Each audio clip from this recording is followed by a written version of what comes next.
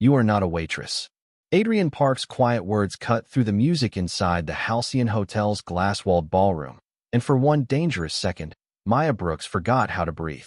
She stood beside him holding a silver tray, dressed in the same white shirt, black apron, and polished shoes as every other server working the private charity gala 60 floors above Manhattan.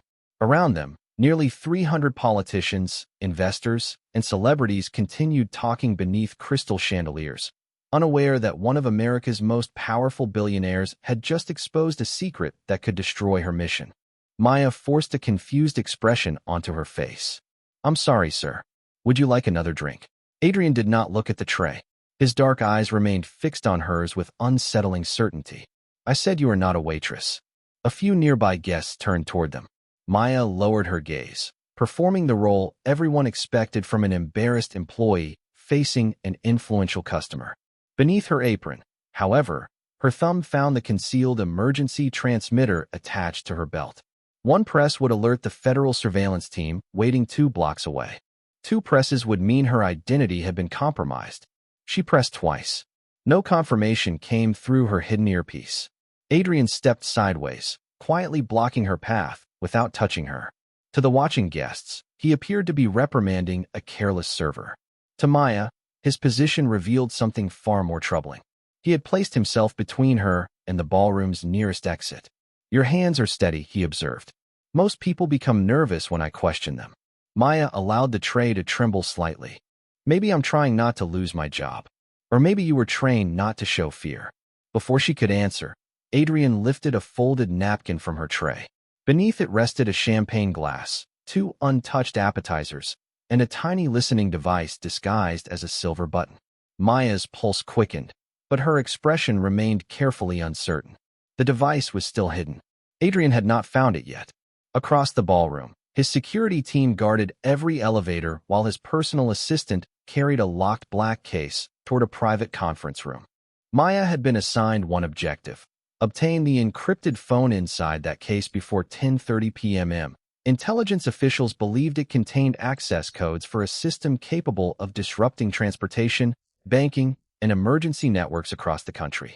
The rumored sale would happen in exactly 90 minutes. If she failed, the buyer could disappear before sunrise.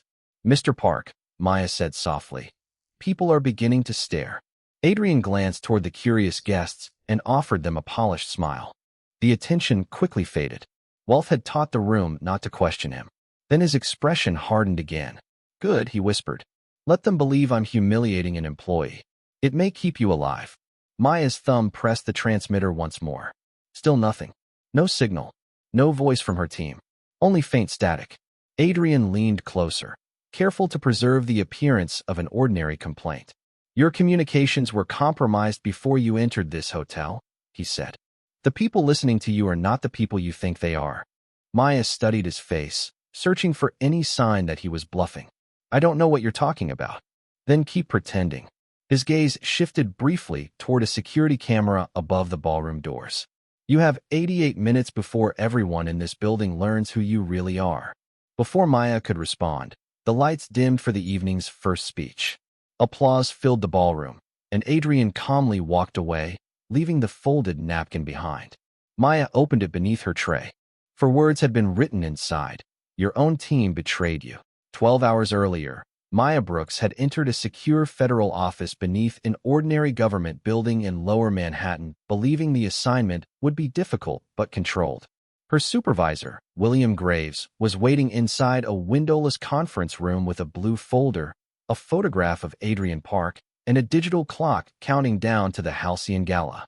Graves had recruited Maya 5 years earlier, after her exceptional work tracing financial crimes across 3 states. He trusted her instincts, or at least that was what she had always believed. "The operation is called Glass Dragon," he told her. "Park is expected to transfer an encrypted phone to an unidentified buyer tonight. Your job is to take it, copy its contents, and leave without attracting attention." Maya studied Adrian's photograph. At 38, he controlled Park Nexus, a technology empire valued at more than $40 billion. His company supplied software to hospitals, airports, banks, and government agencies. Publicly, he donated millions to education and disaster relief. Privately, investigators suspected that he had created a system capable of entering protected networks without leaving a trace. Why use a waitress? Maya asked. Graves placed a staff identification card on the table. It displayed her photograph beside the name Maya Bennett. Park replaces his event staff frequently. He remembers executives, but he rarely notices the people serving them. The assumption bothered her, though she did not say so. Powerful people often revealed the most when they believed workers were invisible. That blindness had helped Maya complete assignments before, but Adrian Park had built his fortune by noticing patterns others missed. Graves continued, "You will have limited support. No direct contact unless the mission changes. Do not confront Park, do not follow him beyond the hotel, and do not investigate anything unrelated to the phone." The final warning sounded unusually specific. Maya looked toward the second photograph inside the folder. It showed her former partner, Special Agent Thomas Reed, smiling outside a courthouse 14 months before his death. Thomas had spent his final weeks investigating Park Nexus. The official report claimed that his death resulted from a private medical condition, but several pages from his case file had vanished afterward. Maya had never accepted the explanation. "Did Thomas know about Glass Dragon?" she asked. Graves closed the folder. Thomas followed theories instead of evidence. Do not repeat his mistake. Now, standing beneath the chandeliers with Adrian's warning hidden under her tray, Maya wondered whether Thomas had made a mistake at all. The ballroom applause faded as Adrian began addressing the guests from the stage. He spoke about innovation, public trust, and the responsibility that came with influence. His voice was calm, but his eyes moved across the room until they found Maya. He knew exactly where she stood. Her earpiece remained filled with static. She quietly removed it and dropped it into an empty water glass, then continued serving as though nothing had happened. Near the private conference room, Adrian's assistant placed the locked case inside a guarded cabinet. Maya had memorized the route, the camera angles, and the changing security schedule. She also knew the next staff rotation would give her 45 seconds to reach the cabinet unnoticed. Her watch read 9:04. 86 minutes remained. A banquet manager approached and handed her a fresh tray. "Table 12 requested sparkling water," he said. As Maya accepted it, she noticed something beneath the glasses, a blue access card carrying the federal seal. Only members of her surveillance team possessed that color. On the back, someone had written a message in Thomas Reed's handwriting. "If Graves sent you, the mission is already compromised." Maya kept her expression neutral as she carried the tray toward table 12. Thomas Reed had been gone for 14 months, yet she recognized the handwriting immediately. He formed the letter G with an unusual open curve and always pressed harder on the final word of a warning. Either Thomas had written the message before his death, or someone had studied him closely enough to imitate details that even William Graves might not remember. Maya served the sparkling water, smiled politely, and slipped the blue access card beneath her apron. Across the ballroom, Adrian Park continued his speech as if their confrontation had never happened. "Trust is not created by technology," he told the audience. "It is created by the choices people make when no one appears to be watching." His gaze briefly settled on Maya. The sentence was meant for her. When the guests applauded again, she moved toward the service corridor behind the ballroom. Stainless steel carts lined one wall, while hotel employees hurried between the kitchen and dining area. Maya checked the reflective surface of a warming cabinet and saw Adrian enter the corridor 30 feet behind her. He had left the stage during a recorded presentation, giving himself less than 4 minutes before anyone noticed his absence. Maya pushed through a door marked for staff only and entered a quiet storage room filled with folded linens. Adrian followed, leaving the door slightly open so their meeting would not appear secret if someone passed. "Where did you get Thomas Reed's card?" Maya asked. Adrian remained near the doorway. "From Thomas Reed." "That is impossible. That is what Graves needs you to believe." Maya studied his posture and breathing. Nothing suggested panic. "You expect me to trust you after publicly identifying me? I created a distraction because the camera above your station has facial recognition. Standing beside you blocked its view long enough for my system to replace 12 seconds of footage. Why protect me? Because whoever sent you intended for you to be recognized after you took the phone." Adrian removed his own phone and placed it on a linen cart between them. The screen displayed a security image of Maya entering the hotel that afternoon. Beside it appeared her real name, employment history, and federal identification photograph. The file had been opened 3 weeks earlier. "Your cover failed before tonight," he said.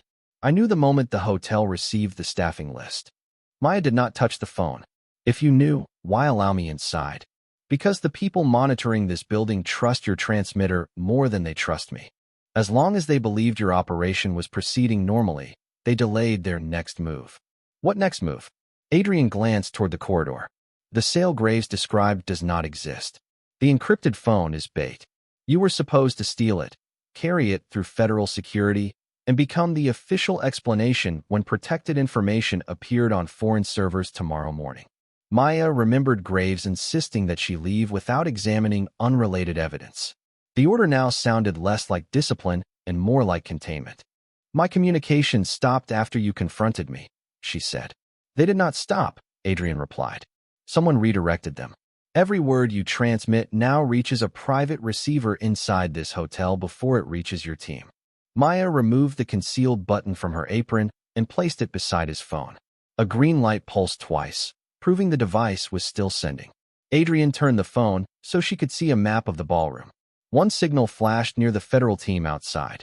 A second identical signal moved slowly toward them through the service corridor. Maya heard measured footsteps approaching beyond the door. Adrian lowered his voice.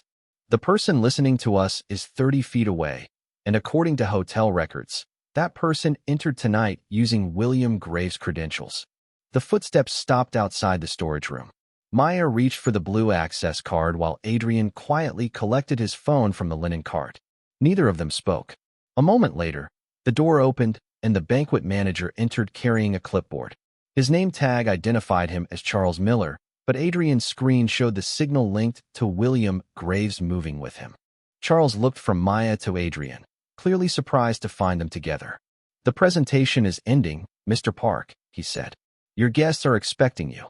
Adrian gave him an easy smile. "Then I should not keep them waiting." He stepped into the corridor, leaving Maya alone with the manager. Charles glanced at the concealed button resting on the cart. "Is that part of your uniform?" Maya covered it with a napkin. "A loose fastener. I was about to replace it." Charles studied her for 1 second too long before asking her to return to the ballroom.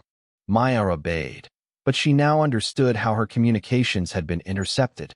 Someone had placed Graves' authorized receiver inside the manager's clipboard, allowing every signal to pass through it. Whether Charles knew what he carried remained uncertain. Back in the ballroom, Adrian resumed his place on stage as the presentation ended. The clock above the west entrance read 9:14. 76 minutes remained. Maya returned to serving, moving between tables while quietly examining the blue card. Thomas had scratched 3 numbers beneath his warning: 614. They matched a service elevator code listed in the hotel plans, leading to a restricted technology floor below the ballroom. Maya could follow the message or complete the assignment Graves had given her. Trusting Adrian could end her career. Trusting Graves could cost far more. At 9:17, the security guards outside the private conference room changed positions exactly as scheduled. Maya entered the service hallway with an empty tray, used the blue card on the cabinet, and entered the code. The lock opened without an alarm. Inside was the black case carried by Adrian's assistant. Maya expected another lock, but the lid lifted immediately. The encrypted phone rested inside beside a white envelope marked with her real name. She opened the envelope first. It contained a photograph of Thomas standing beside a young Korean-American woman outside a train station. On the back, Thomas had written, "Sophie Park is alive. Find the original recording." Maya activated the phone. Instead of requesting a password, it recognized her face and opened a single video file. A woman appeared on the screen in a plain, well-lit room. She looked exhausted but unharmed. Maya recognized her from Park family records. Sophie Park, Adrian's younger sister, had supposedly died in a boating accident 2 years earlier. "Agent Brooks," Sophie began. "If you are watching this, my brother was unable to stop the operation without your help. William Graves told the government that Adrian created Glass Dragon. That is false. Glass Dragon is a program built by officials who used Park Nexus contracts to access protected American systems. They forced Adrian to cooperate after they discovered I had copied their financial records. Sophie looked toward someone beyond the camera, then continued. Thomas Reed found me 14 months ago. He promised to expose them, but Graves learned what he knew. Thomas left evidence on the 6th floor of this hotel because he believed one honest agent would eventually come looking. A soft alert sounded in Maya's earpiece, which should have been disconnected. William Graves' voice came through with perfect clarity. Agent Brooks, step away from the phone. Adrian Park has manipulated you, and federal security is now entering the building. Maya looked toward the ballroom doors as uniformed officials began checking every exit. Then Sophie's video delivered its final warning. If Graves contacts you after this message begins, he already knows you found me. Maya closed the black case and slipped the encrypted phone into the deep pocket of her apron. Graves repeated his order through the earpiece, his voice calm enough to sound reassuring. Agent Brooks, acknowledge immediately. Park has constructed false evidence designed to compromise your judgment. Maya looked through the narrow window in the conference room door. Federal officers were entering the ballroom in pairs, speaking quietly with hotel security while the guests remained seated. No alarms sounded. No one appeared frightened. The operation had been designed to look like a routine security precaution, giving Graves complete control without creating public attention.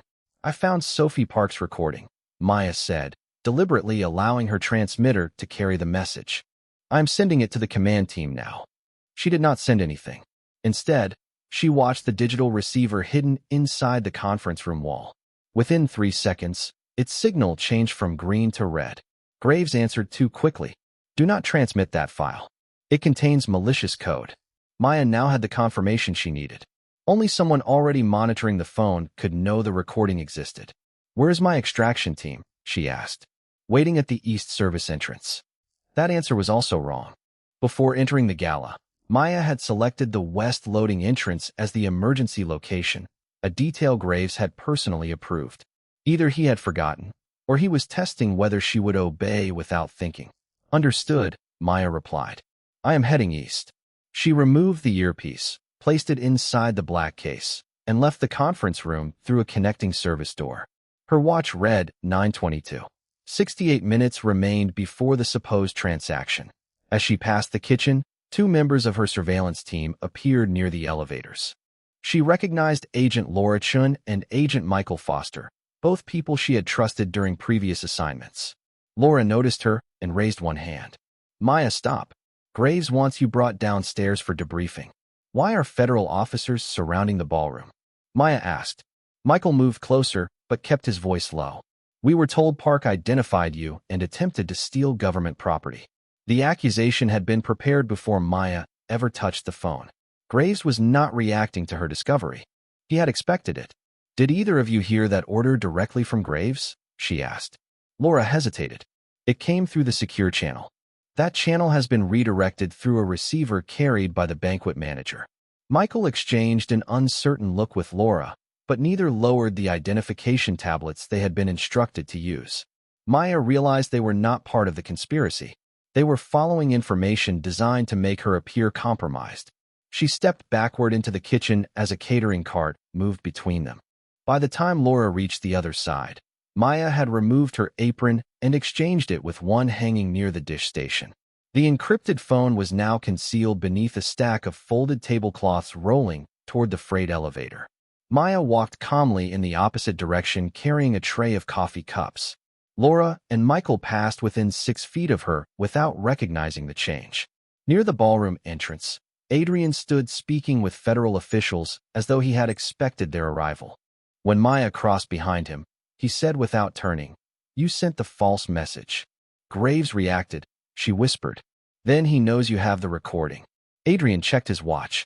And now he will seal the 6th floor. The freight elevator carrying the phone began descending. Maya pressed the service button, redirecting it from the lobby to level 6. Adrian finally looked at her. If Graves reaches Thomas Reed's evidence first, Sophie disappears permanently. The elevator doors closed, and the floor indicator began counting downward. At the same moment, Maya's discarded earpiece carried Graves' new command to every agent in the hotel. Maya Brooks is no longer operating under federal authority. Detain her before she reaches the 6th floor. The elevator reached the sixth floor before the federal team could redirect it. Maya and Adrian entered through separate stairwells to avoid appearing together on the hotel cameras. The public hallways above were covered in marble and gold, but this level looked unfinished, with gray walls, exposed pipes, and locked maintenance doors.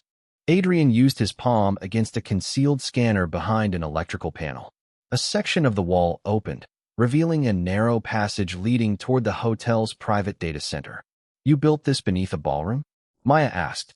"Park Nexus designed the Halcyon security network 8 years ago," Adrian replied. "Graves later required us to create an isolated government system that never appeared in the official plans." Maya followed him into a climate-controlled room filled with silent black cabinets. Blue lights pulsed across rows of servers, each holding information that federal investigators had supposedly never been able to find. Adrian entered a code, then placed the blue access card beside a reader. A terminal activated and displayed Thomas Reed's name. "Thomas created this archive," Adrian said. "He divided the evidence so neither of us could open it alone. My authorization unlocks the system, but his card identifies the person he trusted to finish the investigation." Maya inserted the card. The screen filled with financial records, internal memoranda, and recordings of meetings between government contractors and senior officials. William Graves appeared repeatedly. He had used classified software agreements to collect private data, then sold access through consulting companies registered under false owners. Park Nexus had provided the original infrastructure. "You helped him," Maya said. Adrian did not deny it. At first, Graves said the system would identify foreign threats before they reached American networks. "I approved testing because my company held a federal contract. When I discovered he was monitoring American citizens and businesses without authorization, I tried to end the program." Then Sophie found the financial records. "Yes." Graves threatened to blame her for the entire operation. "I continued cooperating because he promised she would remain safe." Maya stared at him. "You protected one person while millions of people remained exposed." Adrian lowered his eyes.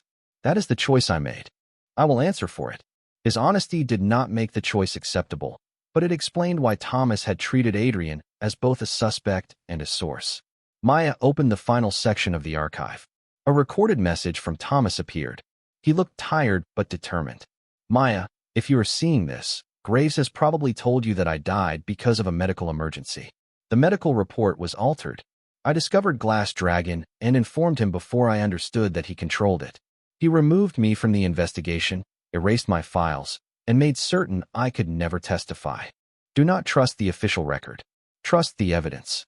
Maya felt the weight of 14 months of unanswered questions settle into something colder and clearer. Graves had attended Thomas's memorial. He had stood beside her and promised that every detail had been reviewed.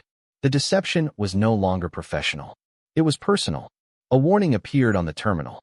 Someone upstairs had begun deleting the archive remotely.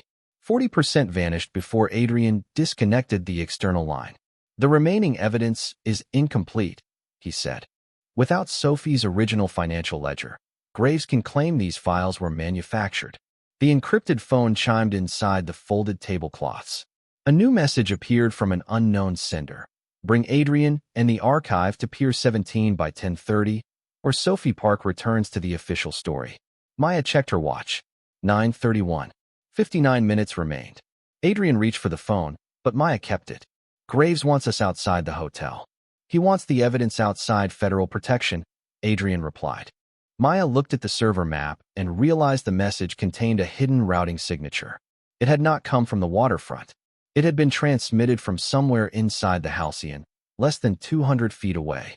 The routing signature led to a private communications suite on the hotel's 4th floor, directly beneath the ballroom. Maya copied the remaining archive onto a secure drive while Adrian studied the building map.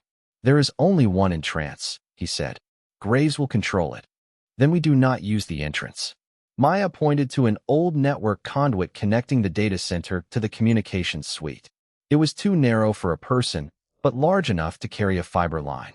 If Sophie's message originated there, Maya could enter the system remotely and identify the sender without leaving the 6th floor. She connected the encrypted phone to the terminal and began tracing its signal. A live camera feed appeared. Sophie was sitting inside the communications suite, guarded by a woman wearing a federal identification badge. She looked exactly as she had in the recording, except a digital clock behind her showed the current time. She was not overseas or at Pier 17. She had been inside the Halcyon throughout the gala. Adrian moved closer to the screen. His controlled expression finally broke. Sophie. The woman beside Sophie spoke toward the camera.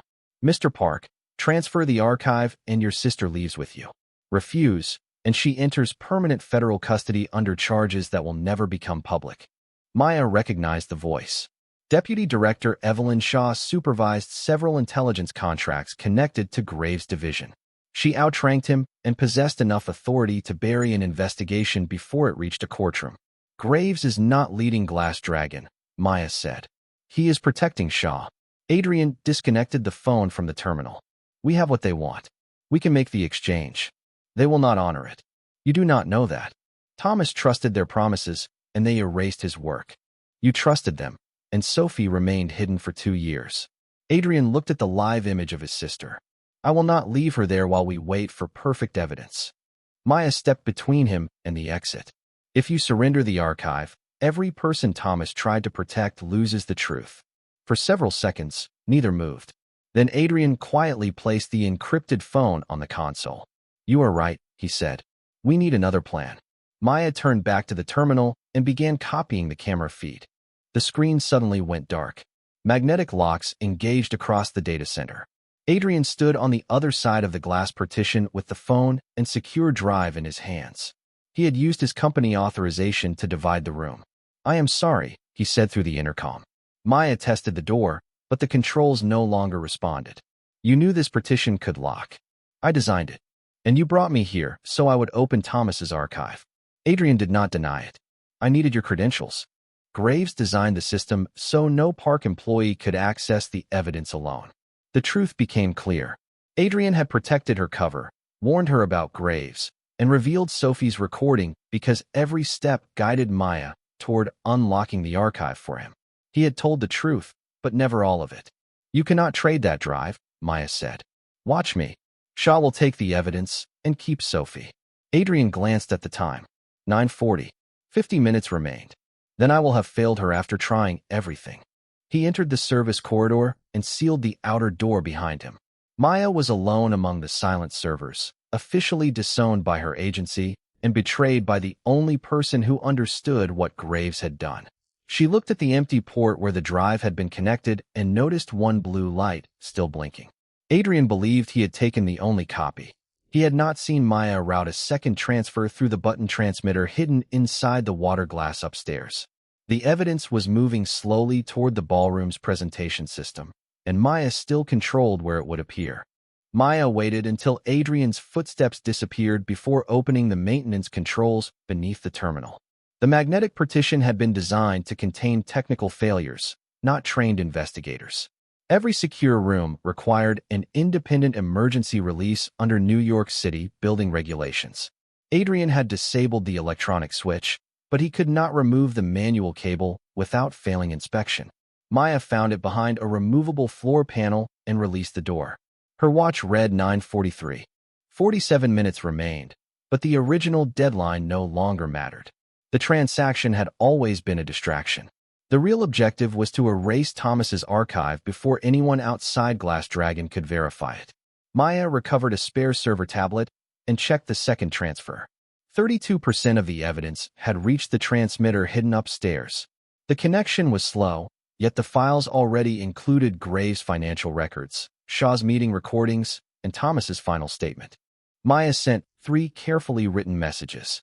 The first went to Adrian, appearing to come from Shaw. Bring the drive to the ballroom.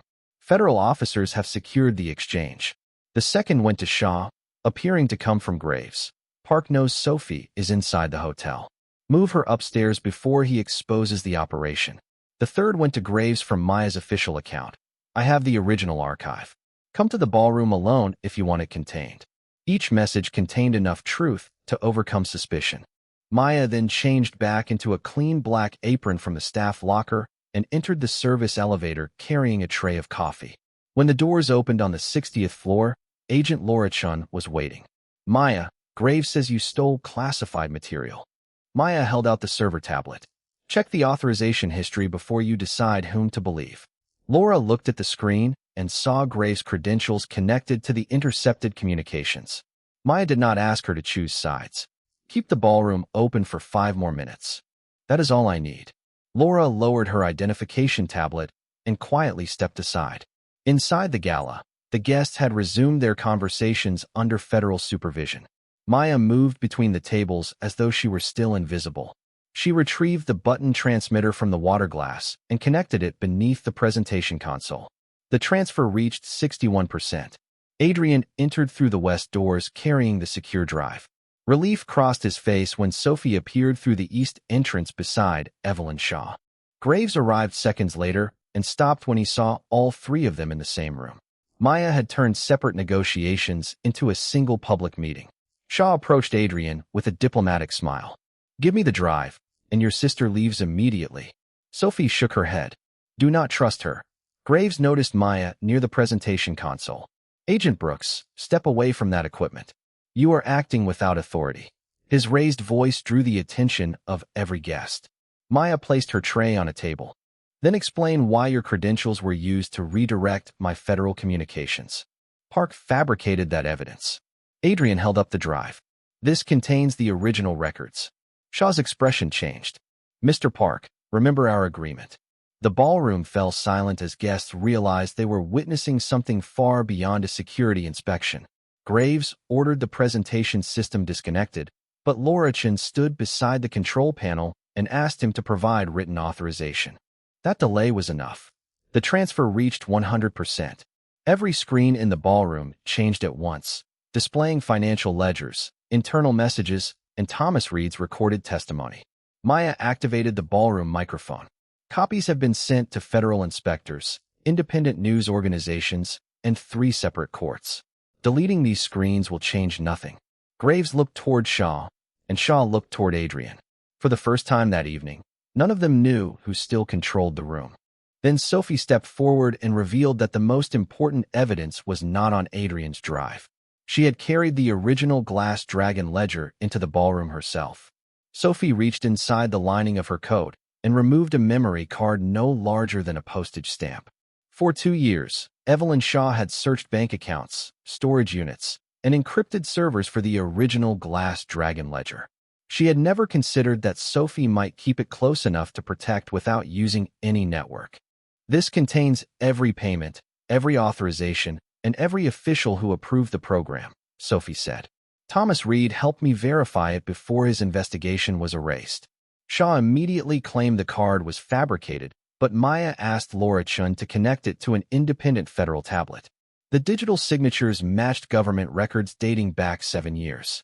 Graves' name appeared on hundreds of transactions. Shaw's authorization appeared above his. Adrian's approval appeared on the earliest Park Nexus contracts, proving that he had helped build the system before attempting to stop it. There would be no simple hero and no convenient villain who carried all the blame. The truth held each person responsible for the choices that person had made. Laura contacted the Department of Justice Inspector General using a public line that Graves could not redirect. Within minutes, independent federal investigators arrived and assumed control of the ballroom. Shaw and Graves were placed under formal arrest without disruption to the guests. Several officials who had entered under Graves' orders surrendered their access cards after learning that the evidence had already reached 3 courts. Adrian handed over the secure drive voluntarily. My sister is safe, he told Maya. I have no reason to hide what I did. You never had that reason, Maya replied. Adrian accepted the judgment without argument. Sophie remained beside him as investigators explained that he would face charges for unauthorized surveillance contracts and obstruction. His later cooperation would matter, but it would not erase his earlier decisions. Before leaving the ballroom, Adrian looked back at Maya. When did you know I was not working with Shaw? When you confronted me beside the camera, she said. You made certain everyone could see you questioning me, but you also checked the reflection to confirm that I was not in danger. A man trying to expose me would not have protected my exit. Adrian gave a small, regretful smile. You still did not trust me. Trust requires the whole truth. By sunrise, Glass Dragon had become the largest federal corruption investigation in a generation. Sophie entered protective custody and provided testimony that led investigators to shell companies across 6 states. Graves and Shaw were suspended immediately while the courts reviewed the evidence. Park Nexus lost its government contracts, and Adrian resigned before entering a formal plea. Maya's agency offered her a promotion and a medal for preserving the investigation. She declined the medal. Instead, she requested an independent review of every operation Graves had supervised and every case closed under his authority. 4 months later, Maya became director of a new oversight unit responsible for protecting undercover agents from internal manipulation. Thomas Reed's official record was corrected, and his family finally received the truth that had been withheld from them. Maya kept his blue access card inside her desk, not as a reminder of betrayal, but as proof that one honest person could leave a path for another. On the first morning of her new assignment, an encrypted notification appeared on her secure computer. Someone had accessed a sealed Glass Dragon file using Thomas's original credentials.